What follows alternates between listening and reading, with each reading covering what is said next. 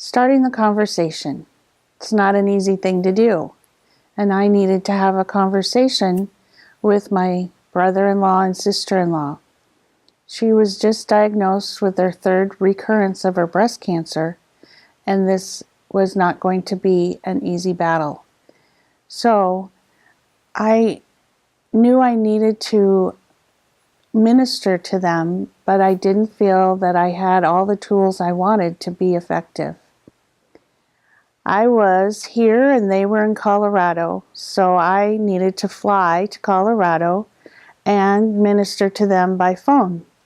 I made several trips, and at the beginning we were having some gentle conversations, and as time went on, they got deeper and deeper. We discussed my sister-in-law's wishes for her end-of-life care. She wished to remain at home, and she did have several other desires that were important to her. So our conversations were very important to include her husband, her daughter, and her son. I was able to use the tools, as I said, to help guide those conversations and to help her feel relaxed and actually empowered to be able to make her wishes known. Over several months, I made more trips and had many conversations by phone, and at times I needed to be a mediator and help her be able to express her wishes. It wasn't always easy. Part of her family experience was that they weren't ready to let her go, but she was ready and she knew how she wanted to do it. My sister-in-law definitely had some opinions and wishes that she would hope that her family would adhere to. And I was there as a facilitator. I would fly out to Colorado with my newfound knowledge and help them have these discussions. And over time, the discussions became easier and easier, and the conversations became more meaningful. So my experience with attending the classes was invaluable.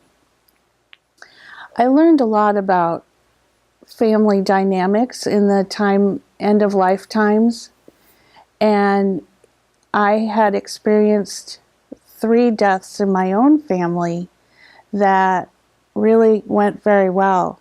And so I was not too hesitant to help them through this time.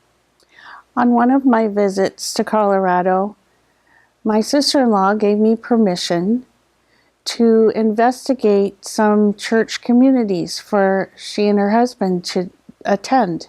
They had been members of a church in the past, but had stopped going on a regular basis.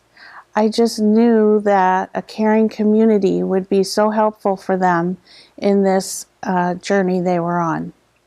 So I made a few phone calls, and I found a church community where the pastor seemed so willing to be open and caring and just embrace them at their first Sunday visit. And it really was the most significant experience that they had together as a couple. To this day, even after my sister-in-law's passing, my brother-in-law still attends the same church, is committed to being active in the church, and has found that they have been a great support. So having that courage to step out and suggest that they find a community where they lived was just one of the many blessings that I found through Wilderness Journey Ministries. It enabled me to be bold and look for the opportunities to minister to them.